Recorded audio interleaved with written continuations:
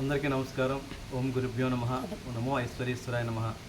NDS astrology centre మా యొక్క ప్రేక్షకులందరికీ కూడా ఈరోజు తొలి ఏకాదశి శుభ సందర్భంగా తొలి ఏకాదశి శుభాకాంక్షలు తెలియజేస్తున్నాను. అలాగే నేను ఈ వీడియో మూడో రోజు చేయబోతున్నాను.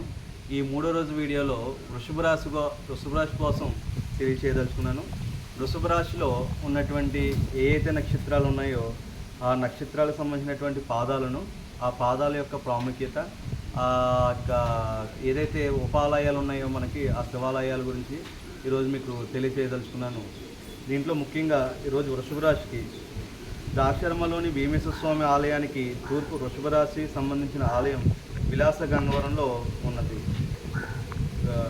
వృషభ రాశిలో కృతికా నక్షత్రము, రోహిణి నక్షత్రం, మృగశిర నక్షత్రము, ఈ మూడు నక్షత్రాలు యొక్క పాదాలకు సంబంధించినటువంటి ఉపాలయాలను మీకు ఈరోజు నేను తెలియజేయదలుచుకున్నాను.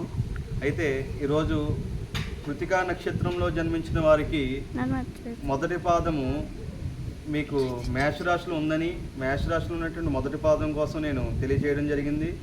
ఇప్పుడు వృషభ రాశిలోని కృతికా నక్షత్రంలో రెండవ పాదంలో ఉన్నటువంటి పాదం ఏదైతే ఉందో ఆ యొక్క ఉపాలయం కోసం మీకు తెలియజేయదలుచుకున్నాను.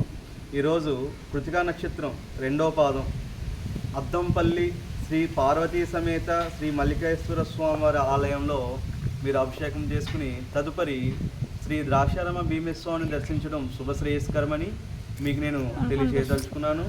అలాగే మూడవది అంటే మూడవ పాదం వట్రపూడి గ్రామము శ్రీ పార్వతీ సమేత శ్రీ సోమేశ్వర స్వామి ఆలయం కలదు.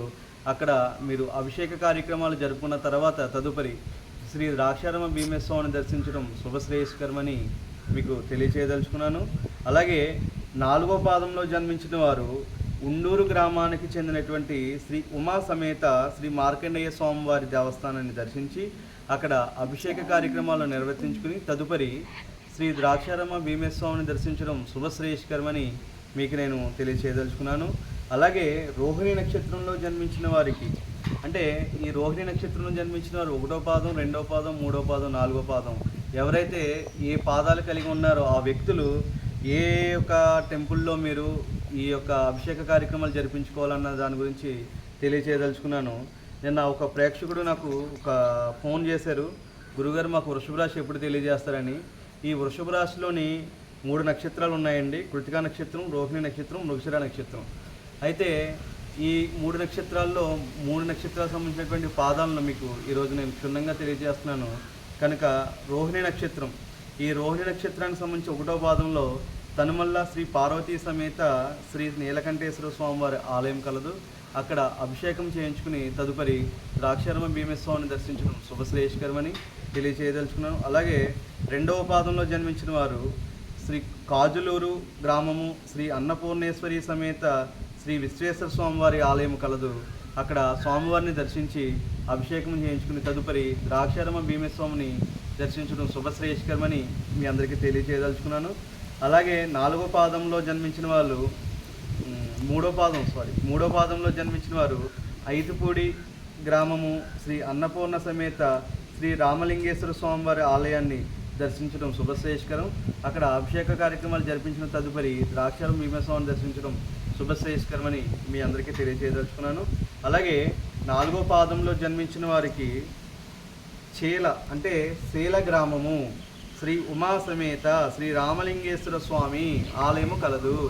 అక్కడ స్వామివారిని దర్శించి అభిషేకం చేయించుకున్న తదుపరి శ్రీ ద్రాక్షారామ భీమేశ్వరుని దర్శించడం శుభశ్రేయస్కరమని మీ అందరికీ తెలియజేయదలుచుకున్నాను. అలాగే ఈ వృషభ రాశికి సంబంధించినటువంటి మృగశిర నక్షత్రం, ఈ మృగశిర నక్షత్రానికి 1-2 పాదములు కలవు. ఈ మృగశిర నక్షత్రం 1-2 పాదములు వృషభ రాశిలో కలవు కనుక దీనికి ఈ ఒకటో పాదం చెందినటువంటి వ్యక్తులు ఎవరైతే ఉంటారో వారు శ్రీ తాళ్ళరేవు గ్రామము శ్రీ భద్రకాళి సమేత శ్రీ వీరేశ్వర స్వామివారి దేవస్థానాన్ని దర్శించడం శుభశ్రేయస్కరం. అక్కడ అభిషేకం చేయించుకున్న తదుపరి ద్రాక్షారామ భీమేశ్వరుని దర్శించడం శుభశ్రేయస్కరంగా నేను మీకు తెలియజేయదలుచుకున్నాను. అలాగే రెండో పాదంలో జన్మించిన వారు ఇక్కడ కాకినాడ కత్తి సమీపంలో ఉన్నటువంటి గురుజనాపల్లి అనే గ్రామం ఒకటి ఉంది. ఈ గురుజనాపల్లి గ్రామంలో ఓం శ్రీం ఓం శ్రీ సర్వమంగళ అన్నపూర్ణ సమేత శ్రీ కాళీ విశ్వేశ్వర స్వామివారి ఆలయం కలదు.